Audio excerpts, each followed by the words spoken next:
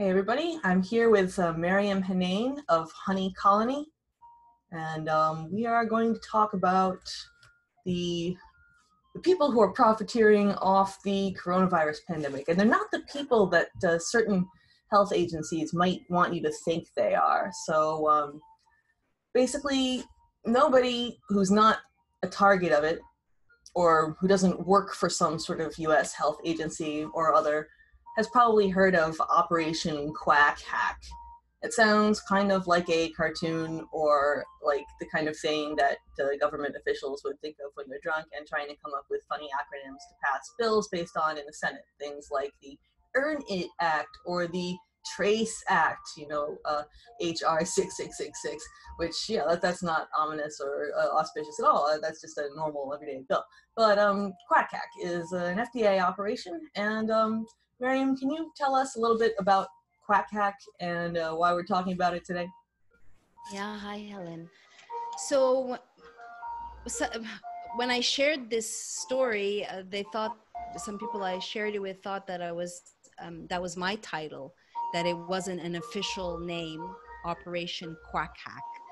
So this is attack, for lack of a better word, against people who are selling vitamin C, colloidal silver, chelated silver, D, magnesium, who knows what else.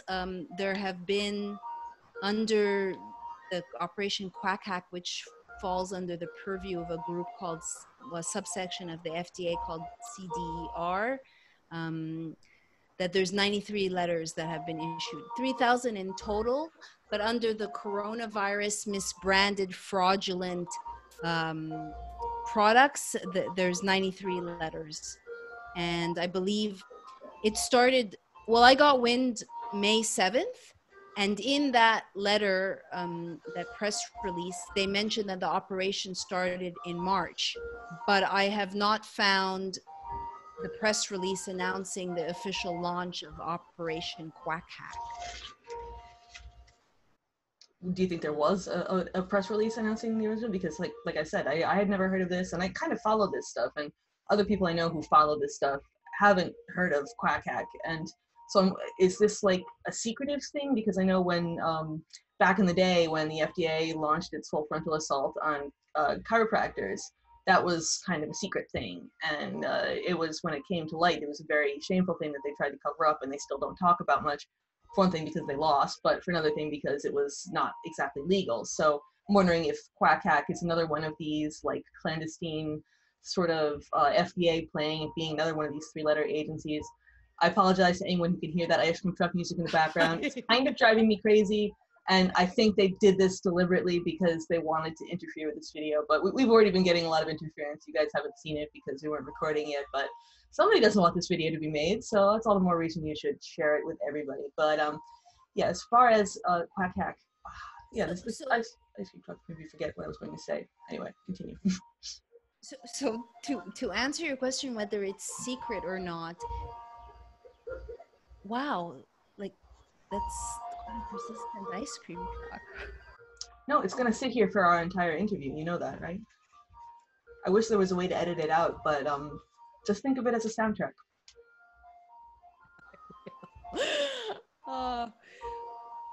Okay, so I don't know if it's secret, because what has happened as big tech has infiltrated big pharma, as big pharma has infiltrated big tech, is that, or big tech, a lot of these FDA, CDC are getting upgrades. Sorry, I'm a little bit jostled by the ice cream I know, truck. it's terrible. Kudos to you, totally terrible. Ice cream truck. That's what they do, man. That's what they do. So on one hand, it might be secretive. FDA has refused to set me up with an interview, but they did respond to me, and I'll share their response. But on the other hand, what is interesting is that these warning letters, it's not secret, because if you wanted to crap on my company or anybody else's company, there's share, tweet, LinkedIn, email. They have made it very easy to create a tweet. So in case of in the case of the smear letter, the smear articles, that the FDA has tweeted publicly. I guess Khan under quarantine arguably was tweeting against Honey Colony, and the journalists, so-called journalists who write the smear pieces, are also tweeting, outing, shaming companies, and just inverting truths, projecting their crap. They just basically take the truth and reverse the script and pretend that it's the other person that is. Like, how dare you say that I'm profiting? I've been selling the same things for 10 years. It's not like, oh, quick, let's get silver on. Let's go make money off those people suffering from coronavirus. That's not what happened. So one of the things that I found so I wouldn't even say funny, because it's not funny. It's more just like sinister and ironic and kind of evil, is that you have like Chuck Schumer coming out in the New York Post and talking about how evil it is that these nasty nutritional supplement salespeople are trying to push irresponsible things like vitamin C and royal jelly on people. Like, how dare they? When Chuck Schumer, and I mean, I don't know if Schumer himself, probably though, and a ton of other people in the Senate are insider trading on companies like Gilead and these other pharmaceutical companies that are profiteering off the pandemic and are making money off people suffering, a lot of money. I mean, yeah, especially Gilead. I mean, that yeah. remdesivir phony thing that they hyped up this study that basically showed nothing. I mean, they changed the endpoint midway through the study, which is a sign that, whoops, you don't actually have any results. And it didn't actually show any of the encouraging results they tried to claim it did. And then the same thing with Moderna, this vaccine company that's never made a vaccine. And so all of these senators are insider trading every which way. And the fact that they're targeting people like you. Now, just to clarify, did you personally get 93 letters from the FDA, or you're? No, there's been a total. I wanted to read what CDR stands for. It's the Center for Drug Evaluation and Research. So I'm not selling drugs. They did something similar with CBD, where they made the cannabinoid, the plant compound, a drug when they synthesized, isolated, and made it synthetic. And then the analogy I use is it then fell under the purview conveniently of the FDA, and they can argue that it's basically like putting Ativan, which is a drug, into salad dressing. So now, but then I look to see if there's patents with silver that are new, because silver's, I mean, it's so old, it predates penicillin. It's the term blue-blooded, or the aristocrats used silver. So I didn't find any patents. And so there's, the 93 letters are a whole bunch of different health and wellness companies selling a myriad of products, vitamins, minerals, that they're now waging war against. So for instance, a silver seller, my manager of my company stated that they woke up in the morning and their server was down. The whole site was down. So they cut them at the server level. And that's where the hack comes in. So when I asked the FDA, how did you name this operation Quack Hack? I want to read to you what they said.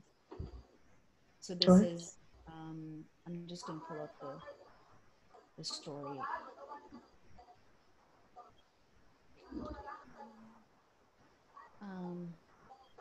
So this was Jeremy Kahn, who's the press person, and he said,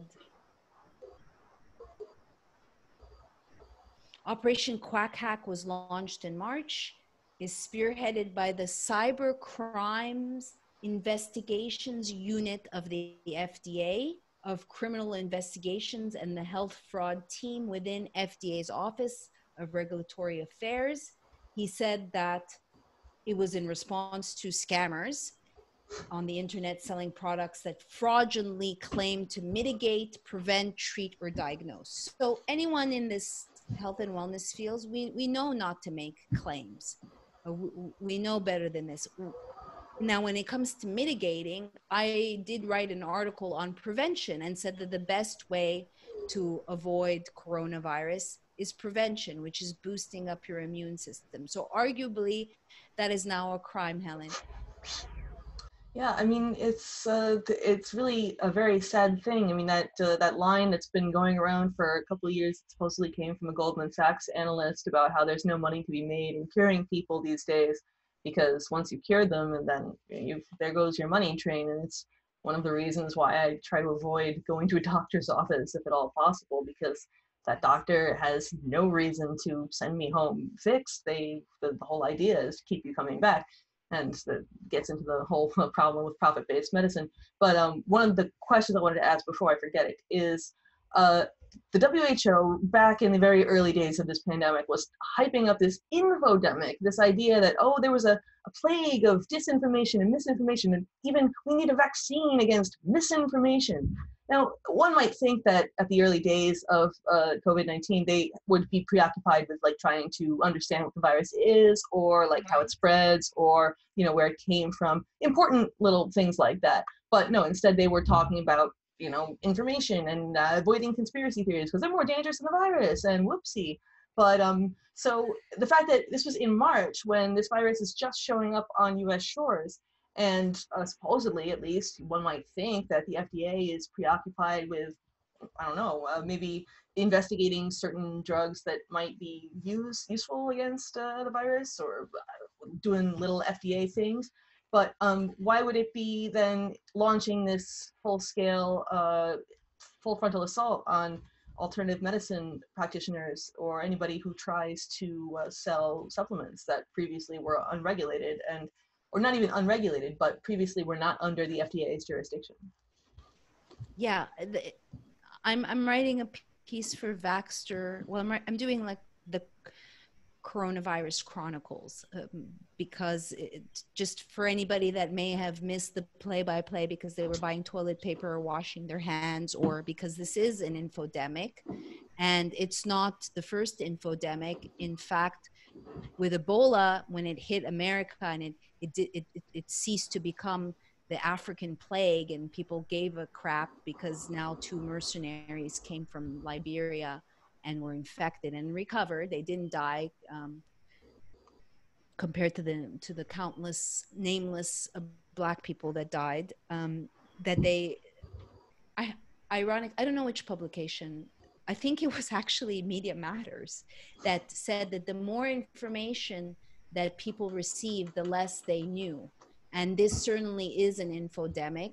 And they were, like you stated early on, to say that to the world. And I don't know how someone keeps up if they haven't been on the forefront covering this train, this fast moving train. And you're right. Why are they preoccupied with going after people who actually care about people's health, people who look at things from a functional medicine point of view and treat the root? And the fact that I don't even know whether I can say, vitamin C can help. Well, it boosts your immune system. There's NIH studies, there's silver studies that are There's being thousands of scrubbed in real NIH time. studies. Yeah. It's one of the most studied nutrients, and Nobel-winning scientists, people like Linus Pauling, like they swore by it. And so, I mean, are we supposed to just cast these scientists into the dust heap? I mean, not to speed ahead too far, but maybe we can jump around a little bit. Um, as far as colloidal silver goes, like I've seen on these sites like WebMD and these public health sites, not public health as in official, but like popular pop medicine sites, see the coverage of colloidal silver change a bit, see it be slightly downgraded from being something that, oh, well, you need to be careful with, but it's safe if you like use it under doctor's supervision and stuff. Now it's just like, this has little to no medical use, and I need to actually do an academic comparison of the two, because I haven't actually like drawn up one from 6 months ago and drawn up the other from now, but I just noticed in general this has been happening. And then for a while, you couldn't get any of these products on Amazon.com at all. The brand Silver Wings, which is one of the popular brands, it was all the products, usually if it's not in stock, you just see out of stock. And it was all gone. Now they're back, But Yeah. I wonder what exactly happened. Did they have to go through a process? Like, has the FDA been asking you to go through some kind of process? What Yes. exactly do they want from you in this whole Yes. thing? So one I want to just back up and say, just to finish the quote from Khan, that he said that, okay, it's people who supposedly peddle false cures. Medical charlatans are commonly referred to as quacks. So he goes to explain to me what a quack is, and then he says hack was meant to refer to using various approaches to disrupt the activities of those who are selling false cures on the internet. So they've given themselves allowance to cut someone at the server level to hack in it's very kind of ambiguous, but they have given themselves license, and they are the ones who are choosing who are the quacks. Now, to go to Silver, you're the one who pointed out to me today. I didn't see it yet, that they're saying that anything over 10 ppm is dangerous, is what you said. That's what, there was a graphic on Amazon.com. There was this one company that sells like 10 ppm colloidal silver, which I thought was a little strange because usually if a person who looks and sounds very much like me but is not actually me is purchasing colloidal silver, they would buy say 250 or 500 ppm even, but these were in the deep dark red ranges of this. It was like one of those terror warning levels where it's like starts at green, then immediately goes to yellow, orange, red, scary, scary. And this was what they had. It was supposedly an FDA thing. I mean, if I can find it again, I'll try to pull it up while we're Yeah, talking. But I it's would love. yeah, Yeah. 10 ppm was like the only one that was considered safe, and I just thought that was strange because generally when I see somebody selling silver 10 ppm, I think this is a useless product. Why would anybody Yeah. bother to waste their time with this? So I'll say this, the bigger companies, because I spoke to the PhD scientist, chemical engineer who makes our silver, which is chelated, which is 4,000 ppm, which is super bioavailable. Now, when one of the smear pieces was from Fair Warning, when they called me, they talked about Argeria, which is this Smurf, it's the one, it's the go-to to knock You turn silver. gray, right? You turn gray Turn supposedly. bluish gray, but the one person Smurf that they use as their poster child to crap on silver actually died of a heart attack, not of Argeria.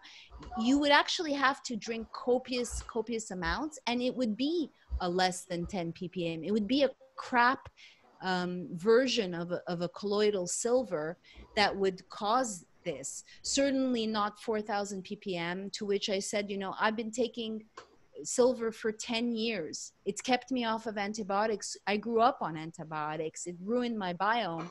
I used to get UTIs at least twice a year, which meant every time I took antibiotics. I've been antibiotic free for almost 10 years. Do I look blue to you?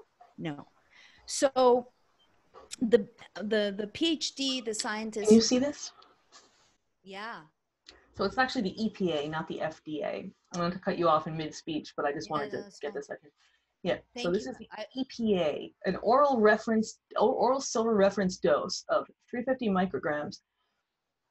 That's interesting because I didn't think the EPA had anything to do with like things that, I mean, I guess they would govern the levels of metals that are considered safe. That is logical enough, but yeah, I just wondered if you had ever seen this before or were Well, familiar it's with this interesting story. because it's sovereign silver. So I was going to just say that the big companies don't seem to be the big players in the silver world don't seem to be affected. Certainly, sovereign silver did not get a letter. These guys were Um, the one that were still available online when all the others had been knocked off, when Silver Wings was gone, when there was a couple more that you usually see around. And I just thought that was weird because all they had was this 10 ppm stuff, and I just thought that that's like, why even bother? What are you doing exactly? what? Yeah. Why even bother? That's very strange. I'm looking at it says 1,000 ppm unsafe.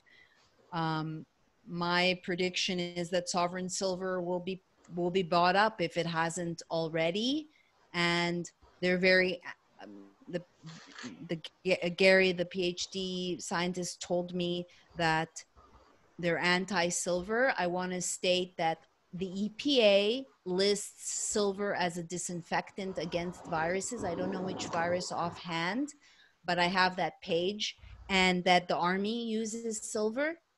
And this is a mineral, this is a precious metal that has been used, again, blue-blooded, the aristocrats, when they drank things in silver, and it was swept under the proverbial rug with the advent of penicillin. How exactly did that And happen? Because I've never heard this that the association of blue-blooded was with silver.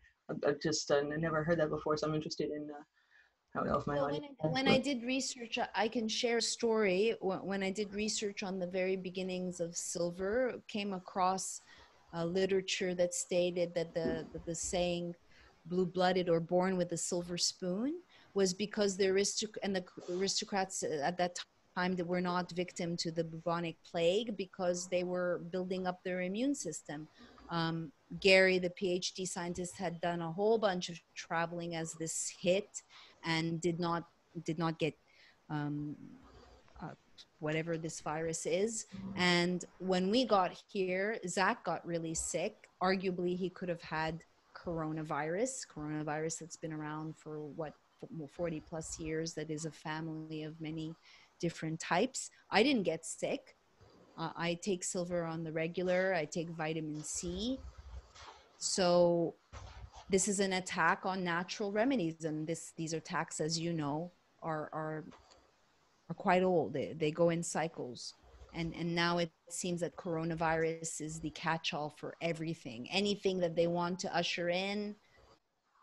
oh yeah, they'll. I mean, not only will they like say if you fall off a building, then you died of COVID-19, but like they'll just any symptom that comes along. If you have a headache, if you have a lump on your foot, if you have ingrown toenail, if you have uneven facial gestures, you have the coronavirus. And it's very interesting because they're obviously trying to prolong this as much as possible, probably with the hope of uh, knocking the November election into disarray even more than it already is in disarray, given that you've got two completely unselectable candidates. But that's not the subject of this video. Yeah. Was there anything else that they said in these letters that you got from the FDA about this Quack Act? Because we still don't know what it is, basically. Yeah. So the fact that they're also putting injunctions, there was another company that had to show up in court, and the DOJ issued the letter.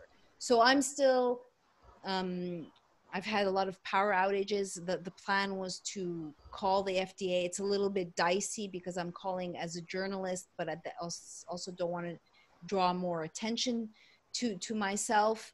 But there's a woman who's the head of Cedar that I wanted to call to say, like, why are you classifying this as a drug?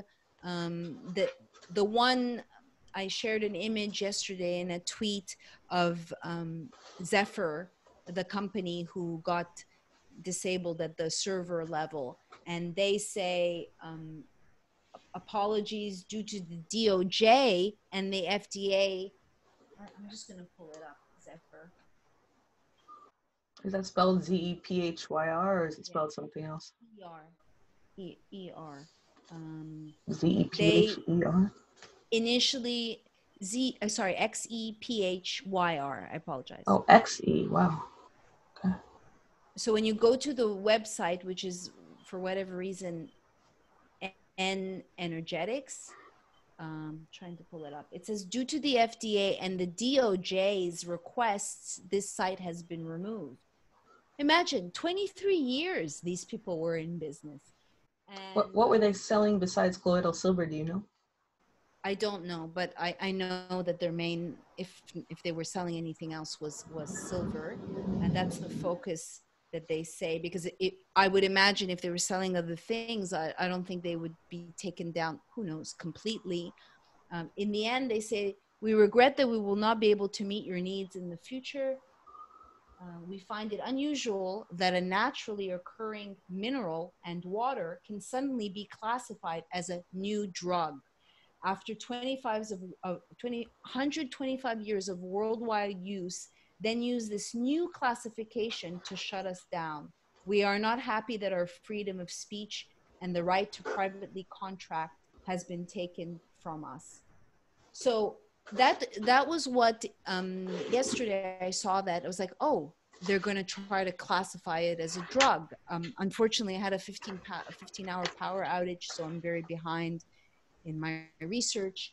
And to be honest, when I got this letter from the FDA and from the FTC, that I was a little bit traumatized, and I didn't read the letters. They were too disturbing, and now I'm a little bit distant. I have had to take tweets down that my social media person did, draft the story that talks about prevention, show, capture. We never, ever have said that silver can cure coronavirus.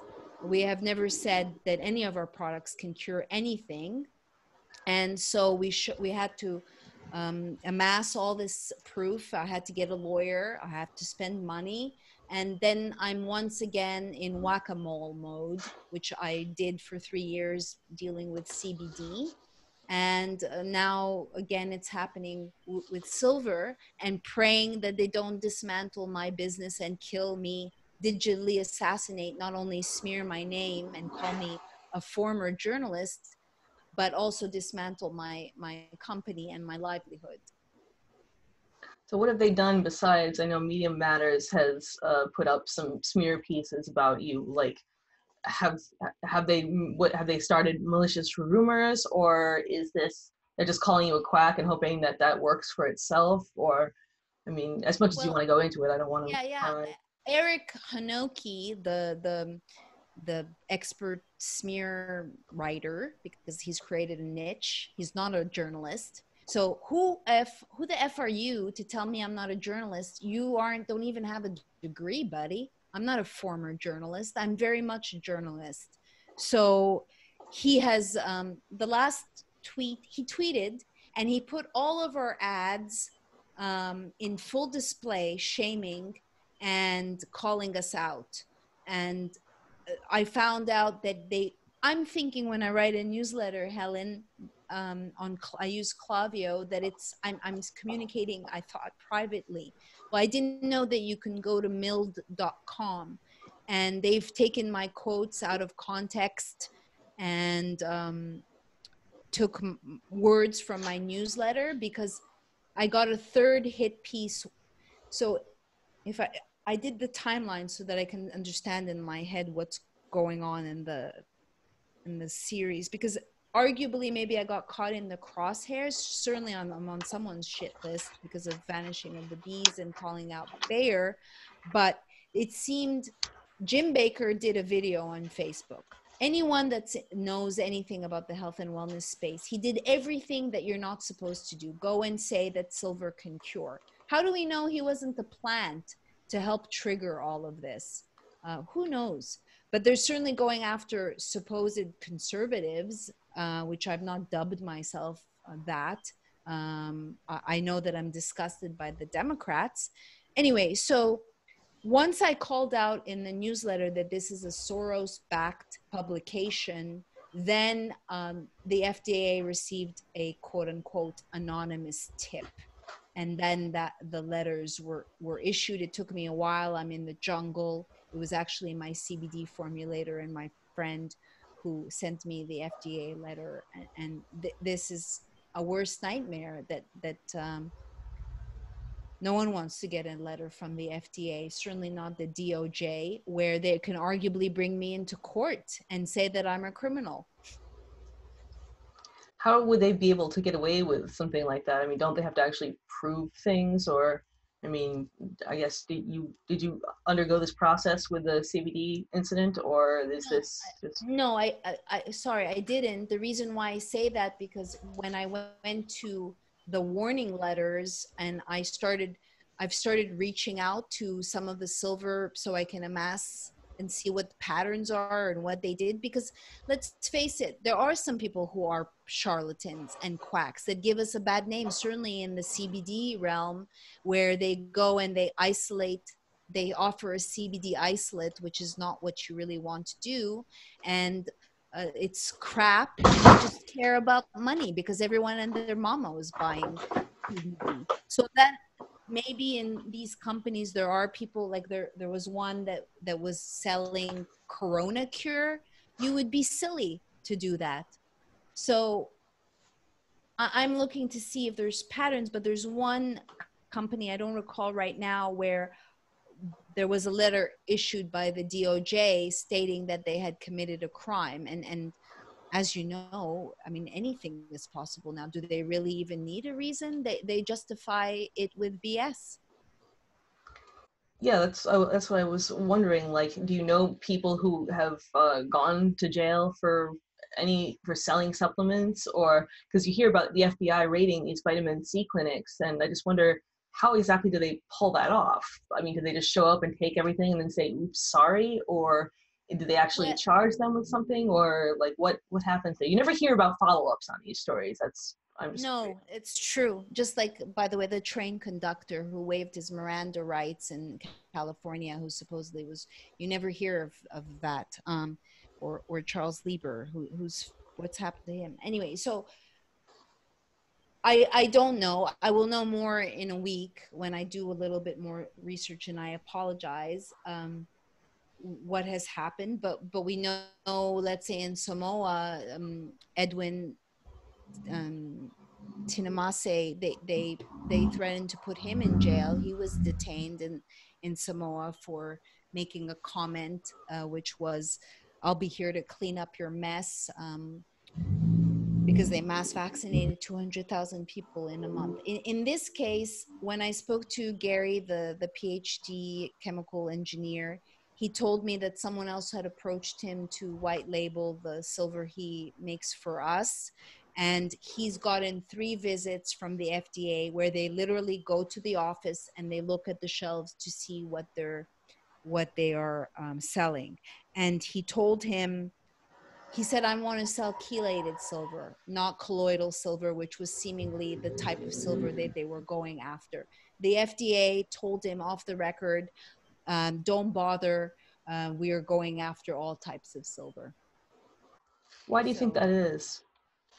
because it works, because the studies that I can show you actually do help mitigate a virus. And he explained to me the mechanism. I'm not a scientist, in which it helps uh, do that, which I will include in my story, which I can't tell you offhand, other than it boosts the immune system, and it disallows bacteria and viruses to proliferate. Um, so somehow it helps stimulate the growth, the duplication of a virus. So it's just they don't That's want competition. Is that's the reason? I was just wondering if they like oh you thought they might have classified it as a drug, and I was wondering if they might have found some new formulation that they wanted to ensure there was no yeah, competition for. I mean, there are a lot of possibilities, and I was just wondering if you had any hypothesis. that's what I'm trying to figure out. I mean, I told you, I shared with you it's out there. I just did a search on Google patents, and I did silver and Charles Lieber. And I just, this is not new, but the nanoparticles are made out of silver. So if, I don't know if they're going to start. Lieber's nanoparticles are made out of Yeah. silver. Okay, Yeah. that's interesting. So the nanoparticles that he's created, they're made out of silver. Can you talk a little bit more about Charles Lieber for people who aren't Yeah. really familiar with like Yes. the ways in which that he kind of interfaces with this whole virus situation Yes. and Yeah. his synthetic yeah, go ahead. So in I think it was January 23rd, the DOJ issued, they went on camera and they said that this man, Charles Lieber, and 2 other Chinese nationals, his students, were arrested. One is missing in action, maybe in China, is what they think, supposedly is the story. And the other one was a young man, a scientist that got caught with 21 vials, 8 Oh yeah, vials of each. the vials in the sock. No, I'm talking about Yeah, Lieber's yeah. research. But I don't want to hear Lieber, about vials in a okay, sock. I've okay, heard this story way okay. too many So times. yeah, so Lieber is a top nanoscientist.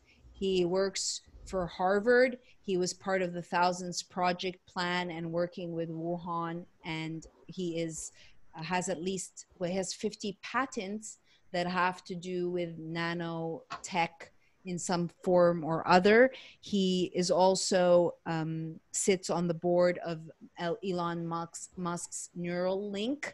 I've had people come to me and say that they have some machinery in their brain that Lieber invented. Of course, you don't know if these people are crazy. She reached out to me, please help me get this out of my brain. I tried. So he's very prized, and what I like to share with people is that, having looked at the court documents and read the affidavit, that his passport was taken away from him. His wife's passport was taken away from him. He was told not to travel. And the day after that Massachusetts declared state of emergency, there was a motion that was filed, and he was requesting to go to New Jersey and Pennsylvania under this pandemic lockdown. Well, the government assented to it. Why does Harvard own part of his home? Where is Charles Lieber today? Where is he? And how does he fit in? Because he fits in somehow in all of this, and he's gotten awards. He's a prized asset. I mean, yeah, like about his research about creating these nano things that I don't. Nanowires, Yeah, these things that go into cells and act like viruses. That's what I'm really interested in, and I just want to hear whatever you have to say about that. So the idea, always under the guise of our public safety and our health, is that these nanoparticles, these embedded things that would go into our bodies, would be able to alert to us when we have a disease or when we're getting sick, for a betterment. That's the idea. They've been doing research to see how these nanoparticles can be accepted by the body without being rejected. Is that what you're speaking of? Yes, yeah. Definitely. That's because that it and sounds a lot like, yeah, sorry. Yeah. There's 50 of them, and I looked for, I'm jumping a little, but I looked for lawsuits against Bill Gates, just like I found some lawsuits against Fauci.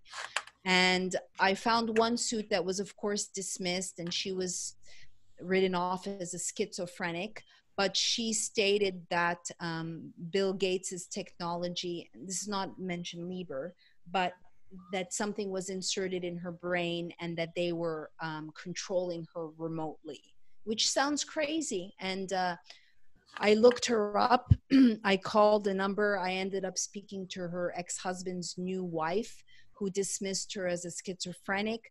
Her son was taken away from her. This woman gave me her son's number, and I've been trying to call, and I want to speak to her, even though people would write her off as cuckoo. This is the second person that I come across that says that they have something implanted in their brain. And they're creating, and then I found this technology called Soul Catcher, which was written about in CNET in 95. And Soul Catcher 2025 was an embedded brain technology. What did it do with Soul Catcher thing? I've never heard of this. Soul Catcher is actually, I made a mistake. It's supposed to, well, it's embedded in the brain, or it's put behind the cornea. And it enables you to see, to access the person's purview and POV. Let me just pull it up so I can do justice to. What do you mean to access the person's POV? Like a remote person can see what a person with the implant is looking at? Wow, so that's like straight out of Black Mirror. There's an episode, the Super Soldiers episode, where they've got like these implants, and it makes them see the quote unquote enemy as these zombie-like monsters, except they're actually people, and the guy's implant starts malfunctioning and he sees people. I mean, I don't want to go off on a Black Mirror tangent here, but given that like every single episode of the show has kind of become reality in the past few months, I think that this is something worth looking into. It's called Soul Catcher, you say? Yeah, so it's I'm pulling it up. A new memory chip for the brain. British Telecom is developing a chip that will it says extend memory in humans, and it's called Soul Catcher 2025.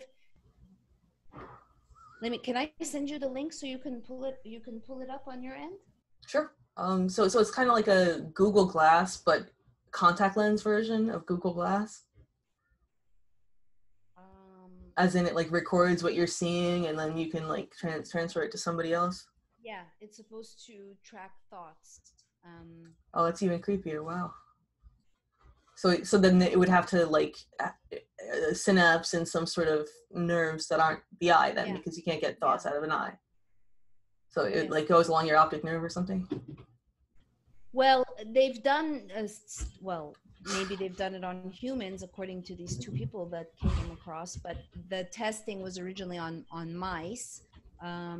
So if I may, scientists from British Telecom's laboratory today announced the memory chip for the human brain. No kidding. At a presentation, BT scientists said the chip would attach directly to the optical nerve and store incoming sensory impulses that could be downloaded and played on a computer or implanted in someone else's memory.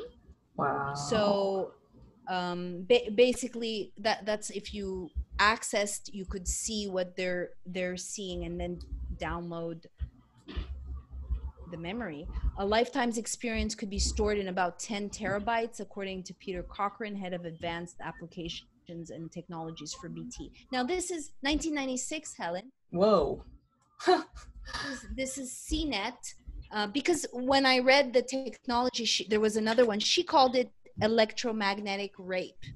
And there was another subliminal memory thing that she mentioned in the suit. And so I'm like, okay, is this woman crazy? Let me see if this exists. And it does exist. So someone can write off a lot of people as schizo, crazy, but I don't, because I think they're a label, and I would at least suss her out myself and use my discernment to get a sense. And the thing is also, if you're messing with someone, you do become a little bit crazy and paranoid. Well, it's also like the combination of technologies that would be required to create some kind of remotely controlled brain implant. They all exist separately. So the idea of putting them together to create some kind of like remote controlled brain thing. I mean, the guy who's running Trump's Operation Warp Speed, the vaccine program, Moncef Slaoui, the GlaxoSmithKline vaccine Superman guy, he, after he left Glaxo, actually I think while he was still at Glaxo, but right before he left, partnered up with guys from Google to do this bioelectronic company. Of course, I forget the name because that's what I do, but I'll put it in the links in the information here.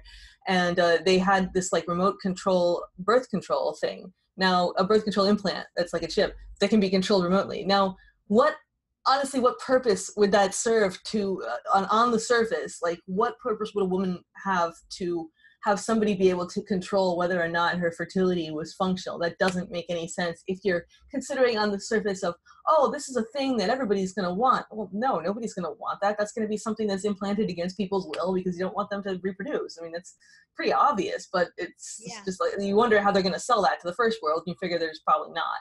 But that was like one of the big Bill Gates invested programs. But you also got Neuralink, of course, which is getting all up in there, and Elon Musk wants to have that operational within the year, I believe, is when he wants to first start implanting them. So, I mean, these things, they all exist, and voice-to-skull technology has been a thing for years, I think more than a decade. They've had the ability to beam voices into people's minds, and that kind of stuff is just, obviously nobody wants to think about it because it's very disturbing, and it makes people feel a little bit crazy to think that these things might exist. But then you read about things that, like what Charles Lieber is doing, and you hear like there's a lot of people going around saying that there's no such thing as coronavirus, and that it's just like some sort of either that it's an internal thing or that it's some sort of external technology. But then you read about these things that, I know things is not a very descriptive word, but you read about what Charles Lieber is doing with his work, and you think, like, what if this had something to do with it? I'm not saying that that's the case. YouTube censors, I believe in viruses. I think that they're a good old non-organism that does a lot of stuff. But yeah, it's a possibility that people should look into, because to me, this research is fascinating. The idea of coding these tiny objects Right? and things like smart dusts, like that Yes. can see, that can record Yes. visual inputs, and you can't even see it. I mean, this is Like mind-boggling. it is mind-boggling. And early on, I mean, I shared with Zach that I think something could be interplaying with something in the body, and that it's exacerbating it in Wuhan. If Wuhan was really a test bed for 5G, Uh-oh, I you don't. said the word. Yeah, 5G. Oh shit! Oh Sorry. man, this video is gonna get taken down. I'll beep it out. Okay, I usually say 5G. I'm sorry. That's okay. Um, but I don't think it's necessarily one thing. I think that Western medical and the industrial complex has paved the system. The corporate conglomerates, they've paved the way for a perfect cytokine storm, and that we are not a healthy society, and we're sick, and it's easy to take us down. One in every two people has a chronic illness today. They eat like, why are you talking about Pizza Hut during the pressers? Why are you telling people are eating Pizza Hut? My friends, a lot of Greeks are in restaurant business, told me that they're doing amazingly in Montreal because people are eating pizza. That's what you want to eat, you know. Ew. I could never. Right. Even when I ate like disgusting junk food, I wouldn't eat that stuff. But yeah, it's like No. more than, I think it's like 3/4 of Americans over 50 are on some sort of prescription medication. And when people wonder, well, why are our coronavirus numbers so bad? Why are our casualty numbers so bad? It's because we're all sick, because we have this for-profit medical system. We have the most expensive medical system in the world. And we're the only one of two nations in which it's legal to advertise pharmaceutical drugs direct to consumer. So that's, again, why I find it coming full circle to what we were talking about back at the beginning, Yeah. about exploiting human suffering during the pandemic to sell drugs. I mean, look in the mirror, Chuck Schumer and your donors, because, I mean, this is just absurd. The fact that everybody's loading up on flu shots because now that there's a second wave coming, everybody's going to get a flu shot. Well, wait a second. Flu is not going to save you from a coronavirus. No, that it makes doesn't even make it sense. worse. Yeah. Viral interference doesn't apply to the flu vaccine. Actually increases your possibility of getting a coronavirus. Yeah, and in general, like get it's the same principle as with I mean, even Peter Hotez, Mr. Vaccine cheerleader of the world, is like talking about how when he was working on the SARS vaccine, the animals got this immune enhancement situation where, because they've been vaccinated and then they were exposed to the virus, and they had this like super intense, destructive, terrifying version of the virus that basically led them to them having to be, there's some euphemism he used, something like disposed of, but sacrificed. That was it. They had to be sacrificed. And I'm sorry, the fact that they're skipping human trials on this, that says a lot to me, especially when you've got Moderna in the lead there.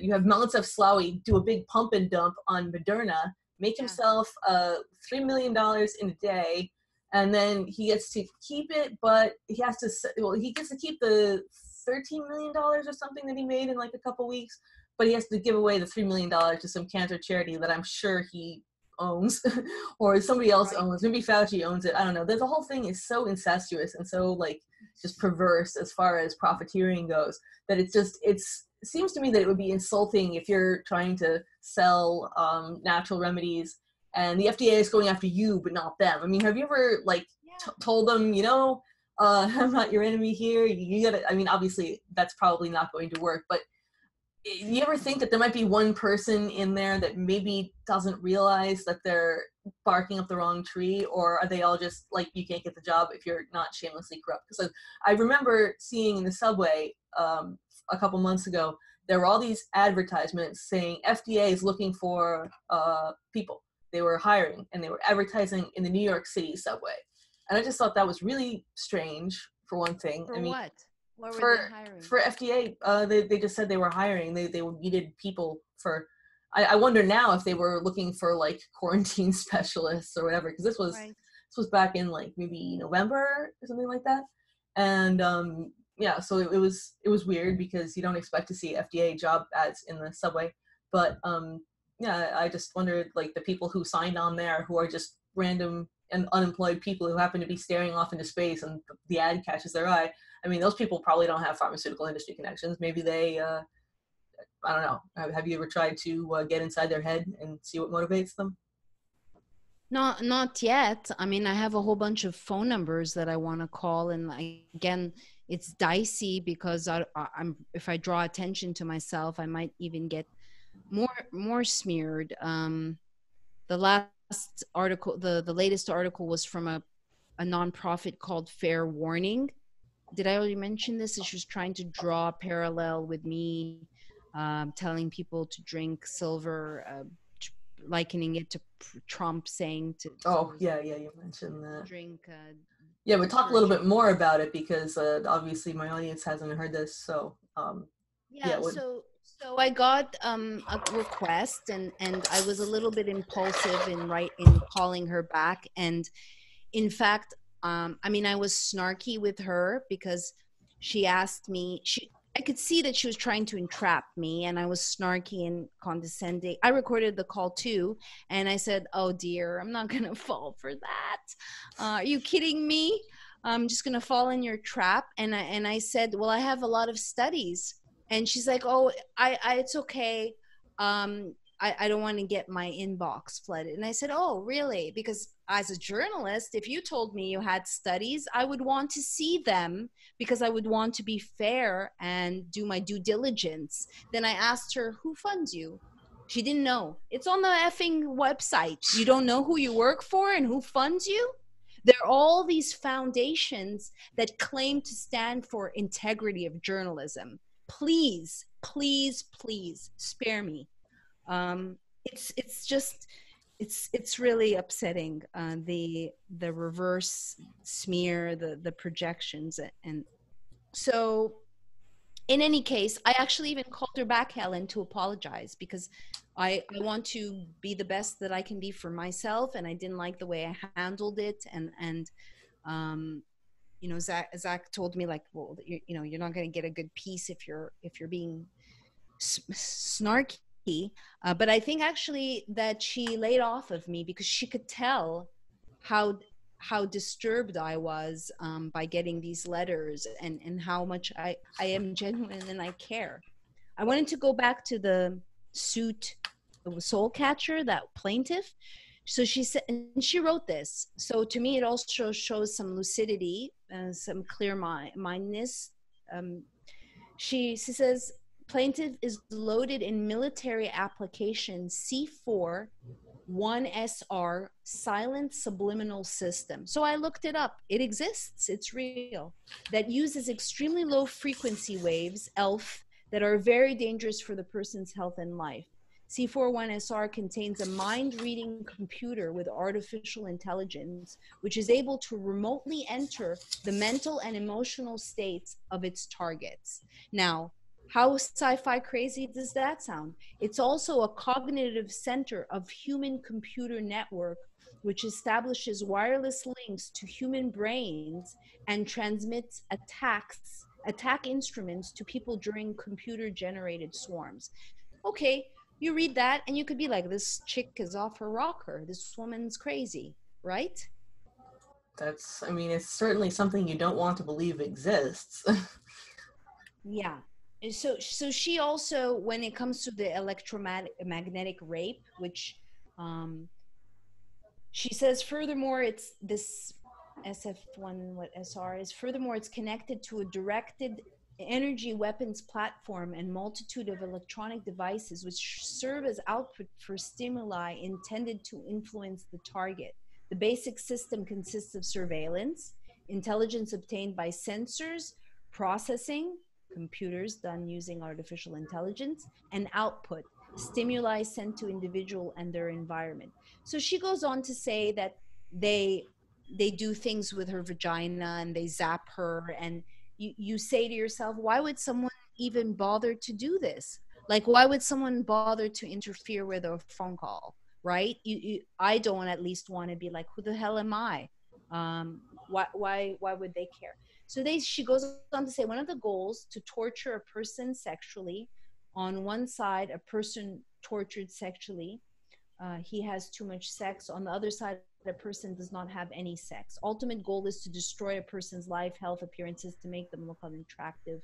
And then she goes on to talk about this torture. This lawsuit, which was dismissed, is against Barack Obama, Michelle Obama, White House, Chuck Hagel, Stephen Calvary, the Pentagon, Eric Holder, Robert Mueller, FBI, DARPA, Bill Gates, and Microsoft.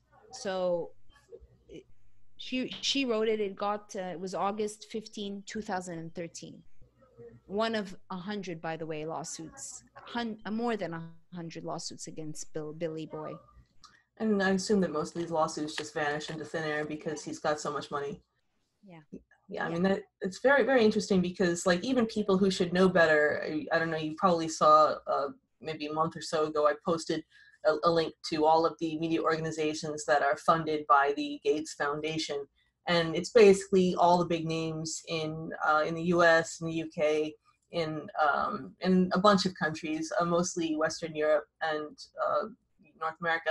But it's like when people come forth and say, well, I don't really believe all this about Bill Gates because, you know, if it was all true, well, wouldn't they be writing about it? And, well, obviously they're not writing about it because he's paying them. And even had the New York Times come out with an article the other day about how Bill Gates is the most interesting man in the world. And it's like they really just don't care anymore. They're just lying to our face and daring us to call them on it. And it's like, I don't really get what is the purpose? Like, is it just to make us feel powerless? Is it just to piss us off? Like, because nobody believes Bill Gates is an interesting person. I mean, the best that you're gonna get is that he's a rich nerd. But like most people look at him and they're creeped out by this guy who like can barely keep from gibbering and squealing while he talks about how we just inject them right into their veins. We just inject them right into their veins. And he's like really gross. And I mean, nobody is looking at Bill Gates and saying, oh, that's a sex symbol, or, oh, I want to be Bill Gates when I grow up. They're just like, I would like his money, but he is kind of weird. And so, like, if that's the best you're going to get, why are they just, like, completely gaslighting us for this? Oh, he's the most interesting man in the world. I mean, dude. It's beyond, it's, you know, Zach's roommate, this was 4 weeks ago. I said, so what do you think? He's a leftist, but nonetheless, doesn't matter. He said, yeah, Bill Gates is one of the better philanthropists. Just I was looking at one of the videos, like he does this weird, so I was recreating it to see. It feels really strange. He has like fingers that have their own minds, and then I'm sure you saw the clip where he's asked how the economy is going to be ruined, and he laughs. Oh yeah, he giggles. Like I said, he can barely keep from gibbering and squealing when he's talking about suffering. Like when he's talking about how like he needs to be indemnified because the vaccines are going to have all these horrible side effects and stuff. He's like giggling and he's like rubbing his hands together, and it's just like, dude, can you like get that under control? Because it's not a good look. Like, again, you would think, right, that they would groom him like they groom any other person to train the guy, like housebreak him or something, because the squealing and gibbering is like really off-putting. Yeah, I agree, and I found so many. I've gone like into archives looking for incriminating, you know, so I found one clip where he's commending Jim Grant, the head of UNICEF, for his ability to get the vaccine rates from 25% to 75%. How? By literally, he says this, shaming world leaders and rewarding others. So this is this is the MO. This is what they do. They shame and glorify. And then you saw yesterday the celebrities are giving up their social media platforms for one day, and then they show these world leaders that have whored themselves out, and Fauci, yep. who is going to be sexiest man on people. Like, really? Yeah, this is what I don't get. It's like they're just gaslighting the shit out of us with this, like, oh yeah, Bill Gates is interesting, and Fauci's a sex symbol, and Cuomo is the Cuomo sexual. Have you heard this Cuomo sexual? I mean, like, can I puke? No, what's that? There was a couple of months ago, in peak Cuomo, when I was thinking that they were going to try to run him for president, and who knows, they might still, if Biden finally has a stroke and goes away, they might still try to run Cuomo, because this guy has wanted to be president for a long time. He's a second generation New York politician. They don't come much more corrupt than that, but this guy, I mean, that some influencer came out with this hashtag Cuomo-sexual, and that was everywhere. I mean, first it was Cuomo for president and President Cuomo and all this idiotic stuff. I mean, this guy, like, he literally is responsible for personally, I mean, not personally, he didn't stand over their beds with a knife and kill them, but his policies of, like, mandating that nursing homes take these coronavirus positive patients killed. I just wrote an article about it. 5,800 people in nursing homes. He required these nursing homes take 4,500 coronavirus positive patients over the last, like, 3 months. And New York, a fifth of our deaths, and these are the ones that are likely caused by the virus, as opposed to the ones like, oh, we got hit by a train, coronavirus. Ventilator, right? Or the ventilator? Well, I don't know if how much these overlap with the ventilators, but a fifth of the cases were in nursing homes. And this is because he required that these nursing homes take these virus positive patients, while saying that, oh yeah, a nursing home is the ideal place for the virus to spread, and it spreads through like a fire and dry grass, actually using these phrases. And it's like, shouldn't you be, like, in jail or something? Like, I mean, or at least in court, class action lawsuit, like, but no, his the budget that he passed, like, the day before all that stuff started, indemnified all the nursing homes and everybody else from prosecution. So I want to read that article. I'd like to say two things. One, did Cuomo sexual come out after the reveal of the 2 nipple rings? I think it was before, but I have to actually check that out, because that was a really weird situation. What is going on there? Do you know? No, but I got some flashes of It was him liking to be tied up and submissive. I can imagine that. Some disgusting visuals. Yeah, some like ADL representative leading him around, and yeah, it's not pretty. It's definitely not something that I want to think about. I don't know anything. I don't associate anything sexy or sexual with. He's irksome to me. No, he's horrible. I live in his state, man. I mean, like, think of what I have to deal with here. The fact that this little wannabe Mussolini is running around, like, demanding that people stay locked down, even though we've met all his, like, arbitrary conditions over and over. And it's just like, he admitted himself that 66% of new cases were in people who had been sheltering in place at home, not going out, not interacting with anybody. So the whole lockdown thing, in his state at least, would seem to have been disproven. But no, we have to. Newsom, Gavin is not any much better in California. Oh yeah, he's another one. It's really appalling that these people have power. Like, who made this decision? I mean, ew.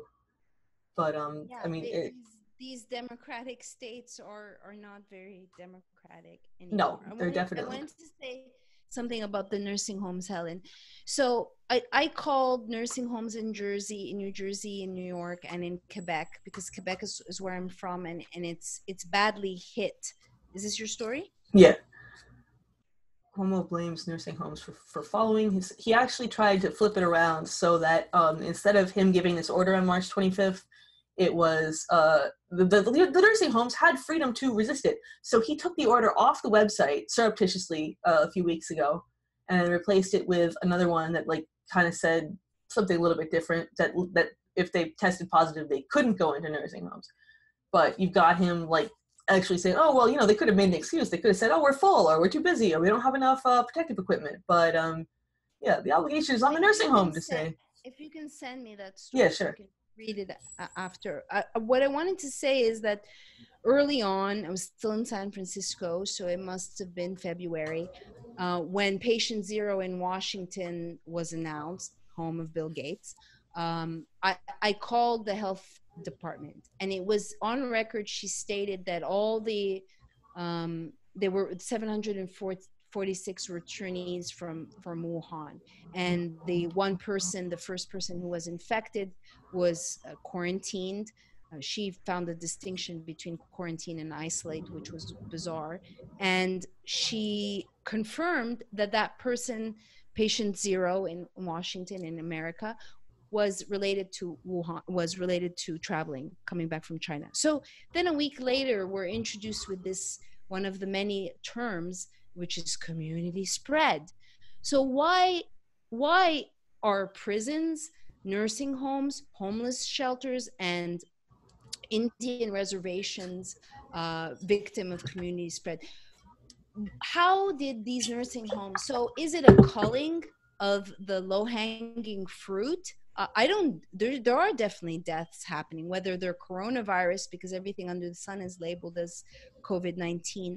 I don't know, but I found it very strange that this and you're going to tell me you don't have effing tests, but you're testing prisoners? How did they get, no one's going to visit them? Not even testing prisoners, testing cats in zoos, like testing tigers. What is... What? It's such BS. Please. You don't have tests. Someone told me yesterday they couldn't get tested, but you're testing a tiger?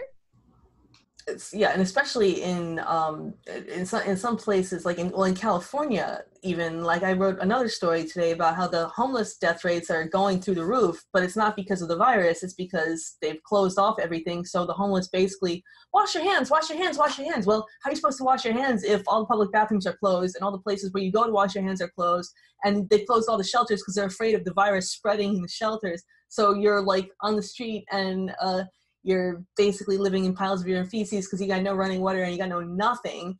And Orange County at least had the decency to admit, okay, yeah, this is the highest we've ever had homeless death rates. We don't know why, because we haven't tested the homeless people because we don't have any tests. Everybody else is like, oh, well, you know, we kind of know and we kind of don't know. It's not the virus, but we don't really know what it is. But drugs, yeah, it's all drugs. Okay, well, there's a big difference between a drug overdose and dying of a mysterious respiratory illness that, I mean, yeah, it is true that the community spread in California predates the Wuhan outbreak. I mean, the virus was here in the US before it was in China, which they don't like people talking about, but yeah, it was here, and it was actually in a nursing home near Fort Detrick in the early like summer around the time. I didn't know that. I told Zach, I think this virus has been here, and he's like, shh, don't say that. Yeah, it was a mysterious outbreak in a nursing home that they basically tried to cover up, and because that was why the Chinese didn't discover it until it had been around for a while, is because it looks like other things. If people think it's pneumonia, or they think it's this, or they think it's that, but I mean, the fact that it mimics all these other illnesses is a point to its advantage as far as staying concealed. And if you got all these Nobel-winning scientists coming out and saying, hey, you know, it's extremely unlikely that all these viruses would have infected the same bat at the same time, that then would have like gone and shat on a pangolin, that then would have gotten bought and ate at a wet market, and then would have traveled back in time because the wet market infections were actually much later than like when the virus first appeared. But we're going to keep talking about that damn wet market anyway, because we don't like wet markets. Damn it. It's so bogus. And that the folklore is often patient zero, and it's fuzzy how it started, and it just so happens that Contagion in 2008 is also started in a wet market. It's just coincidence. It's just coincidence that. Well, they've been trying to get these wet markets shut down for so many years because they want the Chinese eating mystery meat, and it's like, it's unfortunate because these wet markets are kind of gross. But if you've ever been to other parts of South Asia, if you've ever been to Nepal, you see how they sell meat there, and it's not very appetizing. You see there's no refrigeration in these parts, and so you've got like a big hunk of meat on a slab with like maggots and flies on it, and it's either that or you buy the live animal and have somebody hack it up right in front of you. At least then you know it's fresh. I mean, the meat on a slab model is not the way to go. And while, yes, in parts of China, you do have supermarkets, it's not how they are traditionally doing it. And I can understand why they would be unwilling to trust meat that they didn't see where it came from, because it's not like the US hasn't been sneaking around there trying to poison them and steal their DNA for decades now. Like, I'm not going to say the Chinese are angels, but they certainly have a reason to be concerned about US interest in their eating habits and their everything else habits. And I mean, just the fact that we had people over there surveilling, oh, it looks like they've got this weird pneumonia outbreak back in November when they didn't even know what was going on. And our intelligence guys are writing reports. I'm sorry, I'm not buying this whole, oh, well, they just got lucky. No, that's not how it works, guys. I'm also not buying this whole like blame China, No, sector yeah, that's potato. idiotic. It's like, listen, all the globalists, like this involved lots of labs, Winnipeg, Fort Detrick. Like, why are you stoking this hate, or this, why are you blaming China? You're doing the exact same things that you're blaming China of doing. Yep. So it's hypocrite. Yeah, it's just so predictable, because we saw this in 2001 through 2003 with Iraq and weapons of mass destruction, even right down to the idea of having a preparedness exercise that looks exactly like the actual thing, as far as Dark Winter and then the anthrax scare. And then Danny Shoham, the magical Israeli biosecurity analyst, who, aka bio warfare researcher, who just happened to write a great big paper about how Saddam Hussein has all this anthrax, and gosh, he sure was itching to use that stuff, wasn't he? And then he comes out like right as all of this was breaking loose several months ago, and saying, oh, well, you know, those Chinese, they sure can't handle their bio research labs, the BSL-4 labs. It's just like this very thinly veiled racism, because we assume that, oh, the Chinese are primitive, they don't know how to handle their pathogens, when it's like Fort Detrick was the one that got shut down for like tons of breaches and people unable to deal with their wastewater system. And I mean, I'm not saying that's why the nearby nursing home ended up with this mysterious outbreak of respiratory illness, but it's a theory, and of course it's never going to be researched. It's a good theory. And, you know, the anthrax letters that were an inside job, the FBI investigation was dropped. There was one guy who was really a whistleblower that ended up dying, and that was that. And meanwhile, it helped usher in the Patriotic Act, and now they've continued the Patriotic Act with this. Can you talk about the other bill that is now going to be surveying journalists can access our internet searches without any reason? You talking about Earn It, or the new one, the warrantless access to search thing? I don't know the name of that one, but I do know that they are trying to put through this thing that's going to give people warrantless access to. I know Earn It is the one they want to get rid of encryption in the name of saving the children, because it's all about saving the children. They've been pushing this save the children by getting rid of encryption, and it's funny because I wrote an article about Earn It as like a couple months ago, and had some researcher who is like involved in researching how to prevent child sexual exploitation. And this guy sent me all of this literature about how this Earn It bill is the exact opposite of what they need, because it doesn't even deal with the problem until after the child has already been sexually exploited. Which, why would you wait until after? The point is preventing it. They don't even do a very good job with the cover story, is the point. Because I mean, why would you, if that was really what they wanted, then why would they not just like stop the thing from happening in the first place? But that's never what they're interested in. It's all about getting rid of privacy. And it's like, I mean, I've said this before, but it's very disturbing to think that children who are growing up now have never experienced privacy. And the fact that they don't know what it is, they don't know what it feels like to have thoughts that are only your own, and that they don't know what it's like to be able to write something down and know that nobody will ever see it. That's terrifying. And it's like, I don't even know if that process is reversible, but it's something that people need to think about, because I mean, I know that we become inured to it by just being immersed constantly in this like surveillance miasma, but it's not healthy, and it's something that needs to be stopped. And the idea that, oh, we can just get rid of this last little shred here with encryption, no, we need to be fighting with this tooth and nail. And the Listen, fact that people aren't is, I mean, if this isn't worth fighting for, what are you doing exactly? yeah. And also, if this is not going to wake you up that something's afoot and something's a little bit off, and this is exaggerated, then I don't really know what will wake you up if you're just spooked out. And how can we, they're normalizing pathology, they're conditioning us. We know they're pushing, maybe they'll give us a reprieve for the summer. They're already dropping the line, it's going to be the dark winter. And yeah, that's a reference to this live exercise that went awry that Bill Gates talks about. It's not a reference to Game of Thrones. It's a reference to whether it's going to be germ warfare. I don't know if you saw the Stephen Colbert, Bill Gates, where he's being sarcastic with him, but Bill doesn't really realize that he's being, and he's like, oh, so tell us what's next on the horizon, oh wise one. And he says germ Yeah, warfare. yeah, So, they're gonna so try to it's pull. like, They're gonna try to you pull know, a bio warfare situation. I think is going to be the second wave, and then they're gonna blame yeah. China or blame Iran, whoever happens to be next on the chopping block. Probably Iran rather than China, because as much as Trump makes a lot of noise about China, I think he realizes that if we poke the dragon with an actual weapon, then we will be completely flattened. Because, I mean, sorry, this country is a lot of bark, but there's not a whole lot of bite going on, and we're a paper tiger being completely sucked dry by various busy little parasites. Now, in trying to wind this down a little bit, Yeah. but you've taken the contact tracing course. Did you finish it?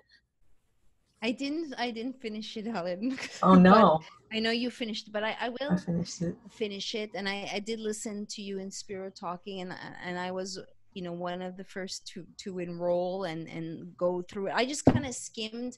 I was just looking for, geez, her voice is so annoying. Don't you agree? Oh yeah, Oh, yeah.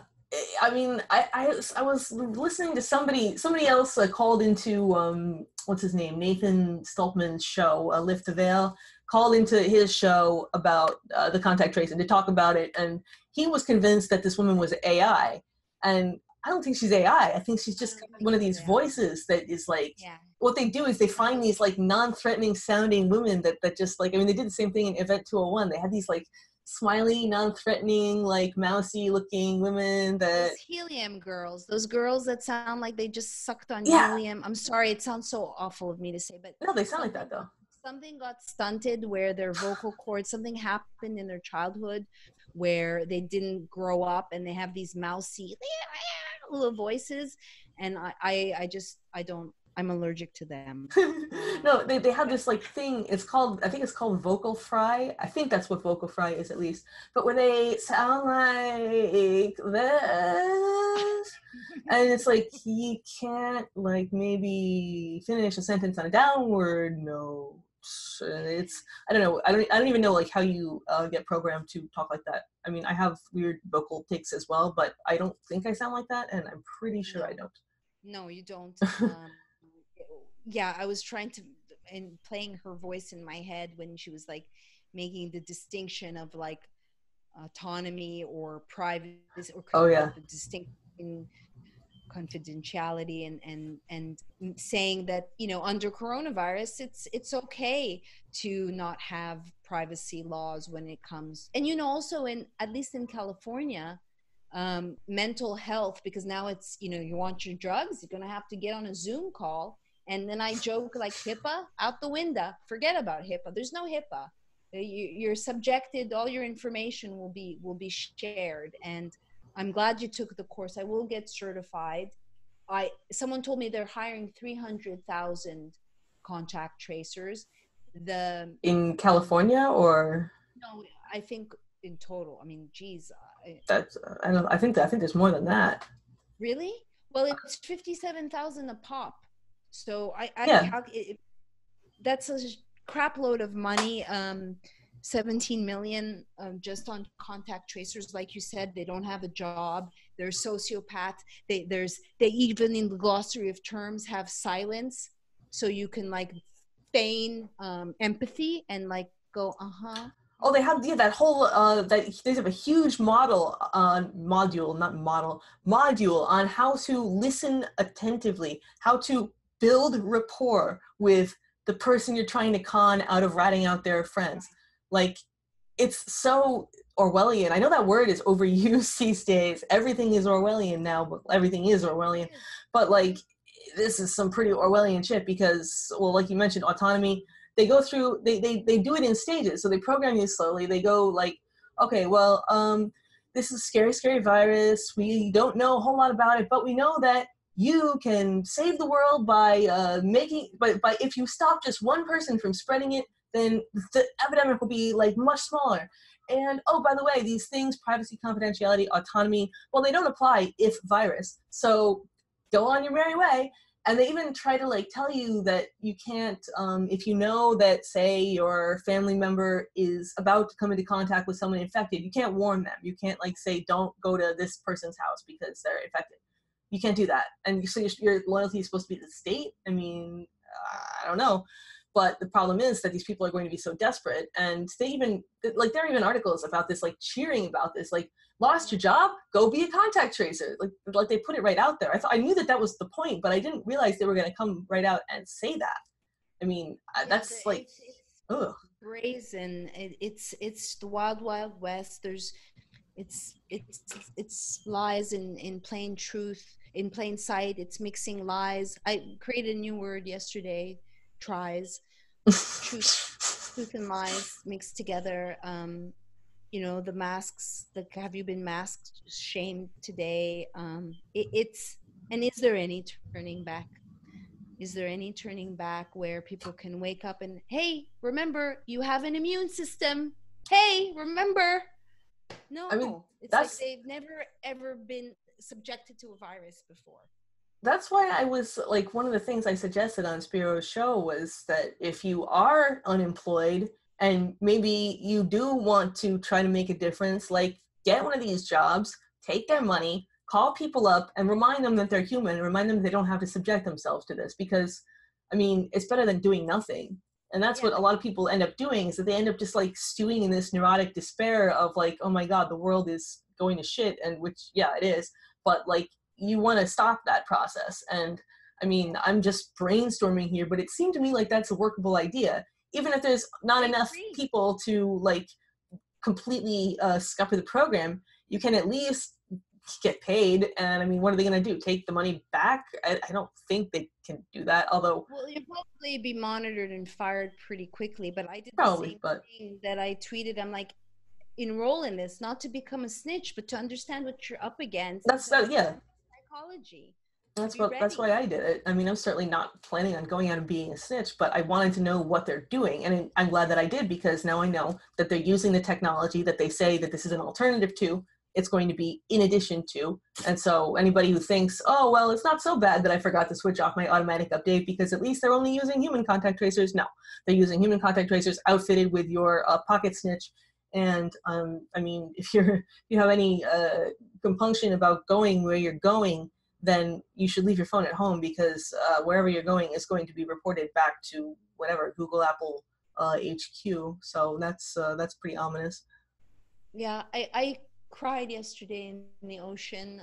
I cried because I was happy I was in the ocean. I was sad that there was no other humans there, but also happy I had the beach to myself. I was really shocked, but just crying for humanity, that it's crazy. And you know, like, Zach was going to take a 19-hour flight to go back. That's dedication. And I told him, please don't tell them that you have, I'm staying here because I don't want to be contact traced, tracked, vaccinated. That I'm not scared of the effing whatever virus. I'm scared of the repercussions. I don't want to be tracked or traced. I would also like to go back home, but I don't think he realizes that the climate has changed. I don't. I mean, you can attest to it. Is there any going? Are people going to recover when they're fighting in the supermarket to buy groceries and calling? Like, how evolved is that?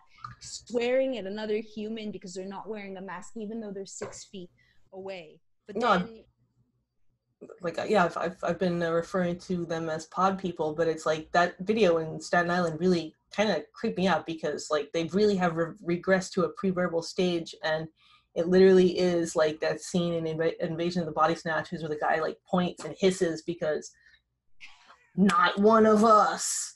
It's like, I mean, I wrote a whole long piece about how this is like a cult, so not like a cult, this is a cult, and the mask is like as a way for members to recognize each other from long distances, but it's also a way for them to recognize the infidel and do whatever has to be done to the infidel. And I mean, there was a church in Mississippi, I think it was, that was burned because the owner of the church or the pastor or somebody was suing the city because they had been forced to close because of restrictions, even though there's not exactly a big epidemic going on in Mississippi.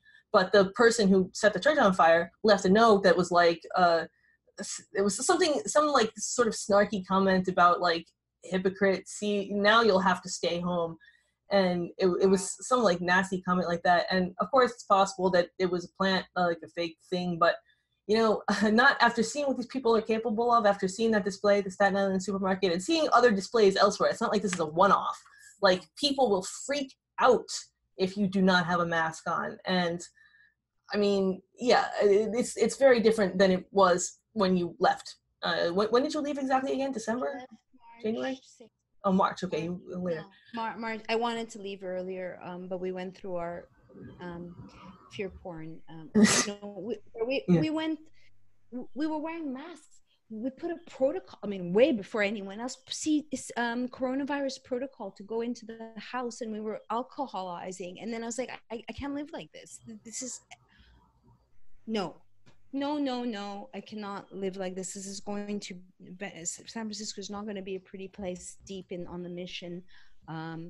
So this notion of going back, like you're under lockdown, why not? At least like I can see the monkeys. I can get joy from watching a boar, a vulture, just be removed a little bit and not be in the epigenetics, you know, the fear vibe. And I don't know how people are gonna, if there's any turning back when, you know, initially I thought there was benefit in the masks. And when Dr. Judy Mikovits said, you know, you're recirculating, it was like, what the hell what is she saying? But then I looked into it and I saw Dr. Blaylock's and talked to Dr. Sherry Tenpenny. And I was like, oh yeah, it makes sense. Maybe for a placebo, it helps you, but also what's the micron size and and then it creates a biofilm if you wear it, and then it's retarded. Oops, I said the wrong word.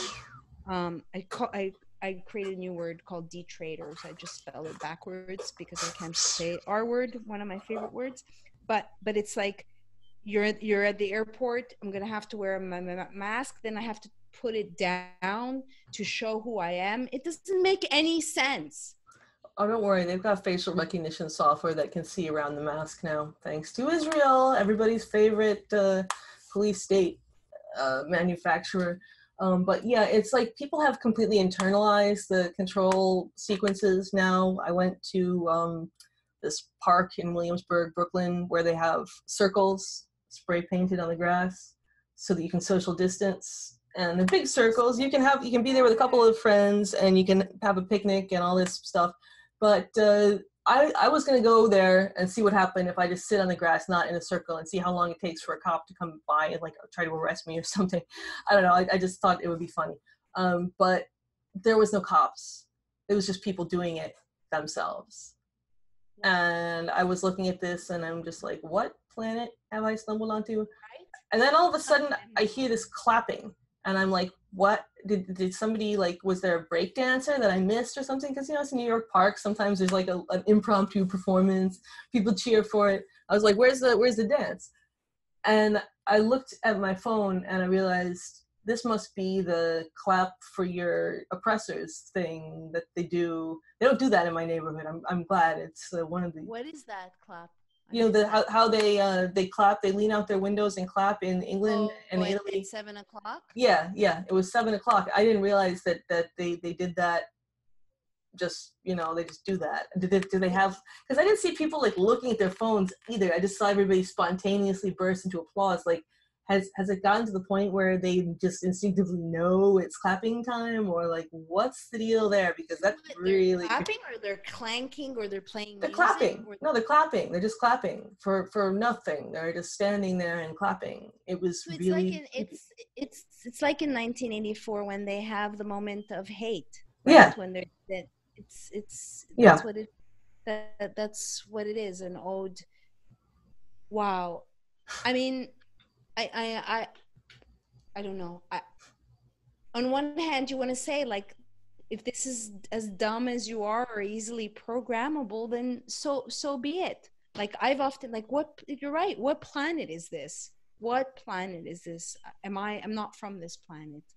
Yeah, but um it's like sucks because where else are we supposed to go?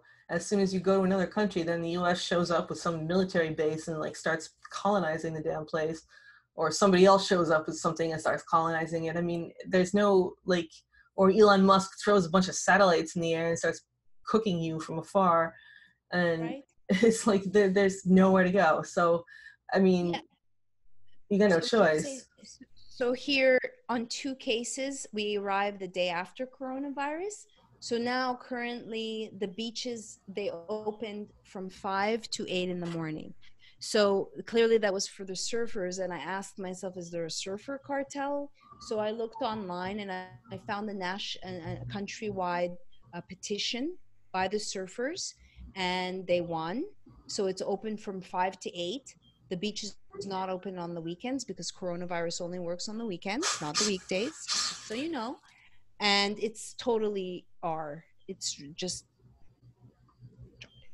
it Well, just like, doesn't make sense. yeah, it's like De Blasio with his closing the beaches thing. It's like, okay, so people can't go in the water. His whole thing is people can't go in the water. They can go on the beaches, but they can't actually go in the water because apparently, Why? because coronavirus likes to swim. I don't know. Maybe it's a shark. Yeah, we don't know what it is. It's a shark. That's what it is. Coronavirus is a shark, says Bill De Blasio. That would be like great headline. But yeah, this guy is a power hungry idiot. I mean, Cuomo at least has a consistency to him. You know what he's gonna do. It's stupid and it's banal and it's venal and it's gross. But De Blasio, I mean, you don't even know where this guy is coming from. He's talking about pulling people out of the water. Like the NYPD is gonna show up and pull people out of the water.